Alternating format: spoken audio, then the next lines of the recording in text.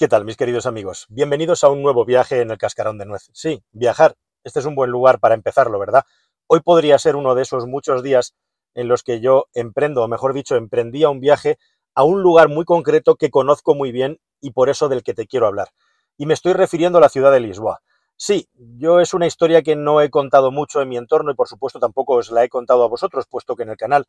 no suelo contar mis historias personales, salvo cuando toca, y está relacionado con algo interesante que te quiero comprar, pero te voy a explicar una cosa que nunca he contado públicamente, y es que yo durante muchos años he estado viajando por trabajo a la ciudad de Lisboa. Y no solo eso, es que he estado viajando más de una década de manera continuada al ritmo de una vez o dos veces al año, siempre pernoctando allí, a veces quedándome algunos días, y por lo tanto poco a poco empapándome un poco de la filosofía de la ciudad, de su cultura, de sus rincones, e igualmente también como iba, pero no iba con mucha frecuencia, ya te digo, una, dos veces al año, dos veces normalmente, pues podía ir viendo la evolución y los cambios desde que empecé a viajar a Lisboa a partir de aproximadamente del año 2011-2012, es decir, una década, como te estoy contando. De hecho, déjame que te cuente otro pequeño detalle, otro secreto. Estuve a punto, faltó muy poquito para que me quedara a vivir en la capital de Portugal. Me hicieron una oferta de trabajo muy buena, muy interesante, una empresa en la que yo ya estaba trabajando o para la que yo ya estaba trabajando, porque tienes que saber que en Portugal hay una empresa que tiene un socio, que soy yo, con otro portugués, un portugués y un español, montamos una empresa en lo peor de la crisis y bueno, pues a día de hoy esa empresa, aunque está latente, es decir, no está actualmente operativa, todavía existe y por lo tanto yo sigo teniendo una participación en una empresa allá en Lisboa, en Portugal, aunque como te digo, esa empresa y ese proyecto está parado, la empresa no se eliminó y ahí está, en algún sitio está todavía registrada y pendiente de ser liquidada o de volverla a poner a funcionar. La cuestión es que te cuento todo esto porque yo he podido vivir en primera persona la evolución de la ciudad de Lisboa, la conozco creo que bastante bien y justamente en este año 23, creo que es el primer año que no voy en muchísimo tiempo, pero en el 22 fui. Y lo que me encontré allí es algo muy distinto a lo que yo había estado viendo y viviendo durante todo el tiempo en el que he estado visitándola. Es muy curioso también como justamente los motivos por los que yo empecé a visitar Lisboa coinciden en el tiempo con el cambio radical que hizo Portugal precisamente por culpa de la crisis económica que hizo que tanto España como Portugal fueran rescatados directamente, aunque luego se utilizó una especie de eufemismo para que la palabra no fuera tan dura. En Portugal fue igual o peor que en nuestro país y los estados tuvieron que tomar medidas drásticas de recorte y también otras ideas creativas para hacer que el país saliera adelante. Y la joya de Portugal, por supuesto, es su capital, Lisboa, posiblemente una de las ciudades más bonitas, más interesantes y más habitables era del planeta Tierra, una ciudad con un encanto espectacular precisamente porque conservaba las cosas que tienen encanto, es decir, las cosas que no habían evolucionado o cambiado y en la que te podías sentir con muy poco como en casa. ¿Qué es lo que ha pasado en esta ciudad y qué es eso tan grave de lo que te estoy hablando? Quédate conmigo porque te aseguro que cuando lo escuches vas a entender que no estoy para nada exagerando. Esta historia comienza, como te digo, en el año 2012, con Portugal y España en lo peor de la crisis. Entre el 11 y el 13 fue con diferencia lo peor que tuvimos que aguantar en un estado, el nuestro, en el que se estuvo negando que tuviéramos afectación por la crisis, el cataclismo de las hipotecas basura, Lehman Brothers y todo lo que ya sabéis. Y en Portugal en el año 2012 tuvieron la idea, entre otras muchas cosas con el país intervenido, de activar una cosa que es el Golden Visa, que es un tratamiento especial para determinados tipos de ciudadanos que podían adquirir la nacionalidad portuguesa y a los que además se les daban unos incentivos fiscales excepcionales y especiales bajo dos figuras legales básicamente. Una con inversiones en empresas o creando negocios en el país y la otra, y la más utilizada, hasta el 90% de los Golden Visa que se han dado en Portugal desde el año 2012 y hasta el 22 en el que se ha eliminado esa posibilidad han sido personas que han comprado una vivienda, algo que también se puede hacer en España. Bueno, pues muchísimas personas de todo el mundo, pero específicamente en Europa y especialmente anglosajones, se acogieron al Golden Visa, que básicamente lo que te da, como digo, es un paquete importante de incentivos fiscales y directamente la residencia al país, con impuestos favorables por el hecho de comprar una propiedad, por el hecho de comprar una vivienda. Es algo que también tiene desde hace mucho tiempo los Estados Unidos de América. ¿Pero con qué condiciones? Bueno, pues con la condición esencialmente de que si la comprabas en Lisboa, tenías que pagar medio millón de euros, 500.000 euros, o si era en otra región considerada como más pobre en el país, 400.000 euros. Es decir, que este era un movimiento que desde luego inicialmente no estaba diseñado para todo el mundo, sino para personas acaudaladas y adineradas que podían traer ese capital y ese estilo de vida al país. Lo cual efectivamente tuvo muchísimo éxito que hizo que muchas personas empezaran a irse a vivir a Portugal con el bolsillo ancho, ya fuera, como digo, comprando una vivienda o a través de esquemas de empresas. De hecho, muchísimas personas en España se marcharon, se mudaron fiscalmente, se exiliaron fiscalmente a Portugal y concretamente a Lisboa. Así que ya tienes una ciudad, como digo, una ciudad tradicional, una ciudad con unos tiempos y unos ritmos que hasta hace poco eran bastante distintos a los de nuestra forma de vivir, que es muy parecida en algunas cosas y en otras no tanto, como por ejemplo los horarios. Muchas personas de fuera del país que querían irse a Portugal y a Lisboa concretamente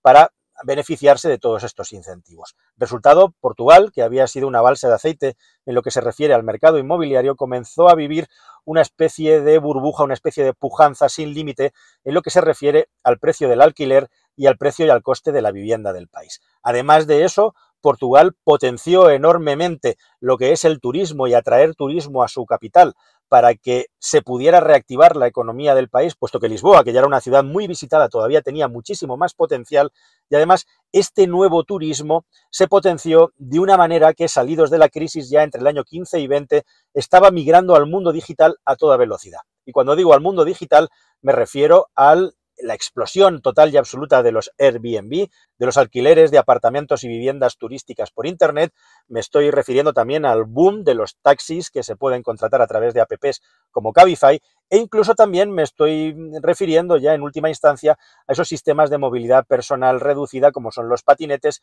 y todos los Lime y todas las empresas startups que han surgido allá por donde vas, en las que se puede alquilar un patinete y literalmente dejarlo tirado en cualquier sitio de la ciudad, geolocalizados mediante GPS. Así que así, en Portugal y concretamente en Lisboa, comenzó a acelerarse un experimento de liberación del mercado para extranjeros y de atracción del turismo masivo a través de aplicaciones digitales. Y con eso Lisboa comenzó a crecer drásticamente en lo que se refiere a ese tipo de negocios, hasta el punto que llegó la tan indeseada gentrificación, o lo que es lo mismo, que por culpa del turismo y por culpa de los nuevos moradores y visitantes, zonas de la ciudad que estaban ocupadas tradicionalmente por autóctonos se veían directamente expulsados por la subida radical de precios y por la presión que hacía el turismo tanto en el alquiler de la vivienda, con la subida de precios de los propietarios, así como en muchos edificios en los que fondos de inversión, edificios que estaban en ruinas o arruinados, o edificios que tenían mucho potencial turístico,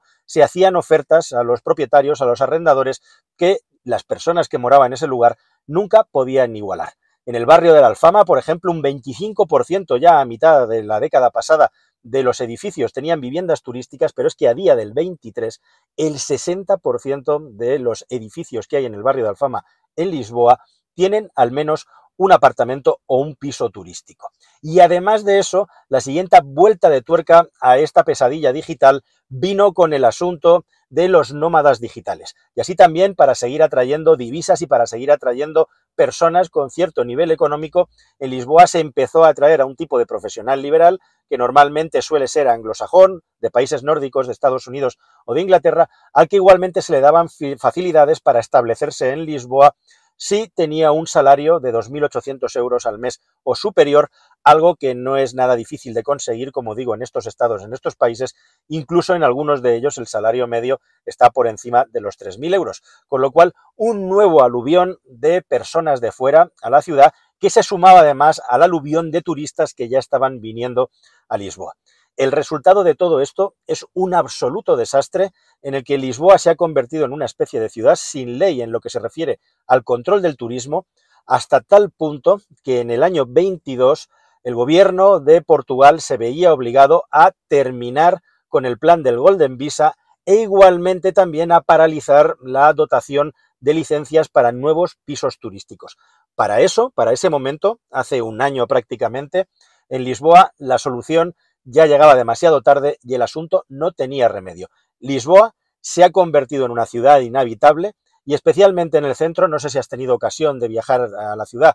en algún momento del último año. Yo lo hice el año pasado y lo que te encuentras es con un parque turístico lleno de guiris, como una especie de parque turístico tamaño XXL que recuerda poderosamente a la ciudad de Barcelona, solo que en Barcelona todo el asunto este de los patinetes y todas estas soluciones digitales agresivas se han paralizado directamente, se han prohibido, En Lisboa directamente vas caminando por las calles y tienes que ir haciendo un slalom, sorteando tuk-tuks, sorteando bicicletas eléctricas de alquiler alquiladas por turistas en grupo, o peor que eso, hordas de turistas en patinetes eléctricos que no respetan a nada y a nadie y que a veces van en manada metiéndose por las aceras, por las calles, de tal manera que circular y pasear hoy en día por la ciudad de Lisboa entre los tuk-tuks eléctricos, las bicicletas de alquiler y los patinetes de alquiler se ha convertido en una especie de gincana o en una actividad de riesgo. La situación ha llegado a tal punto de explosión que entre el año 22 y 23 el precio del alquiler de la vivienda ha subido un 70%, convirtiendo a Lisboa, que ya estaba a finales de la pasada década entre las ciudades con el precio del alquiler más disparado de Europa, en la ciudad más cara de Europa para vivir, en una ciudad en la que el precio medio del alquiler, ojo a esto, triplica el salario mínimo interprofesional de ese país, que está aproximadamente en los 700 euros. Tal es el problema, tan grave es la situación, que hay muchas personas, muchos trabajadores en Lisboa, que expulsados directamente de la infravivienda en la que estaban viviendo, han decidido marcharse a vivir a los parques, comprarse una tienda de campaña en el Decathlon y ponerse a vivir directamente en los parques porque es el único sitio que se pueden permitir. Dejadme que os cuente que ya no es solamente que hay una burbuja con el precio del alquiler de la vivienda, el salto de la burbuja es hacia el precio del alquiler de las habitaciones en las viviendas y el siguiente saldo, que todavía no ha llegado aquí, pero que probablemente llegará si nadie lo remedia, es directamente ya no el alquiler de las habitaciones, sino el alquiler de las camas, de tal manera que varias personas a lo largo de un día tienen un rato, eso, unas horas, que pueden ser 8, para estar en una cama, en una habitación que luego tienen que abandonar, camas calientes para que entre otra persona. Y en los últimos tiempos el precio de las camas calientes en Lisboa ya estaba aproximadamente a 400 euros la unidad. Es decir, que había moradores de habitaciones que podían sacar más de 1.000 euros al mes simple y llanamente alquilando habitaciones.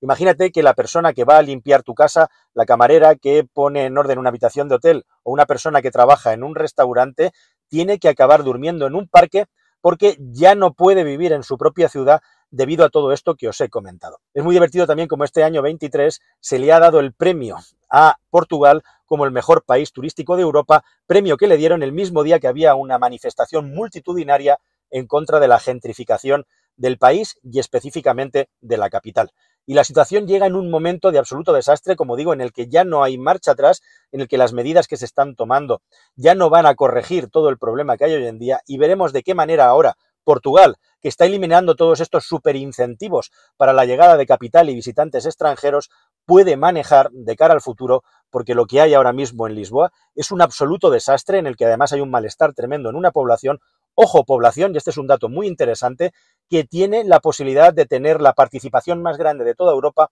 en los presupuestos de la ciudad. Ya por el año 17-18 en Lisboa aproximadamente el 4% del presupuesto municipal era un presupuesto que los ciudadanos decidían de una manera directa sin que hubiera ningún tipo de intermediación. Nada de esto ha conseguido parar el desastre y yo con la idea o con el cierre del círculo que me quedo con toda esta historia es que si te fijas, fuimos contaminados por un virus que vino de fuera, que es la crisis inmobiliaria y las hipotecas basura. Nos costó más que a nadie salir de este problemón tan grave que todavía hoy arrastramos en forma de muchas cosas y entre otras de la desigualdad social en un país además que no levanta cabeza en nada que no sea el sector servicios, y al final la receta y la solución que tomaron en Portugal y en Lisboa concretamente para resolver todo esto es abrazarse a todas esas personas que vienen de los países que nos crearon el problema e igualmente también a todas esas startups y a todas esas aplicaciones que se saltan a la torera las normativas de los países donde operan para acabar creando una burbuja que expulsa literalmente a cualquier persona que simple y llanamente haya vivido toda la vida en ese lugar o quiera vivir y desarrollar su actividad profesional sin participar en esta fiesta de la especulación. La situación en Lisboa es muy tensa, realmente hay manifestaciones constantemente. No hace tanto murieron 2 inmigrantes en un local en el que se descubrió que por 750 euros estaban viviendo 16 personas por un incendio. E igualmente también en Lisboa, ahora que su primer ministro, por cierto, ha dimitido por un caso de corrupción que ya veremos hasta dónde llega, es toda una situación muy rara porque ahora dicen que él no estaba implicado, relacionada con el hidrógeno verde y con las energías renovables. Esto merece un futuro vídeo. Veremos qué es lo que ocurre con este país que se pasó totalmente de frenada, abrazando las medidas, las soluciones tecnológicas y también clientelares de los países que precisamente les metieron en el follón en el que ellos se habían metido, por supuesto, con sus prácticas antes de que estallara la crisis inmobiliaria. Así que, querida familia, este es un caso paradigmático que nos suena mucho a otros lugares en nuestro país, sin ir más lejos, mi ciudad, Barcelona, y no deja de ser impactante para uno, o al menos se produce un fenómeno de extrañamiento tremendo, cuando llegas a una ciudad que forma parte de tu vida misma, que forma parte de ti, y de repente te acabas dando cuenta de que te estás sintiendo un extraño y que ese lugar que un día fue tu casa, hoy en día ya no lo sientes como tal, hoy en día te sientes un extraño y de esa manera también te sientes un poquito más apátrida de lo que ya eras antes de que todo esto sucediera. Nada más, querida familia. Esta es la realidad. ¿Cuáles son las recetas? Yo no tengo ni idea, pero desde luego corregir esto va a costar muchísimo y mientras tanto probablemente se ha encargado para siempre una de las ciudades más habitables, más bonitas y más deliciosas de toda esta vieja Europa que poco a poco nos van no destruyendo, sino deconstruyendo. Hasta el siguiente vídeo y hasta el siguiente viaje en el Cascarón de Nuez. Familia, adiós.